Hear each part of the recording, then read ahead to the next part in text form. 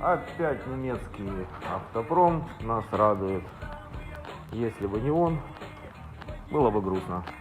Итак, сегодня, значит, у нас проблема не в железе, как это было на предыдущих моделях. Сегодня проблема в самом замке зажигания, в контактной группе, так сказать. Зажигание включается, но на стартер дальше не продавливается. Как ни старались, ничего не получается. Значит, было разобрано все до мельчайших деталей и выявлено, что функция повторного включения стартера отказала.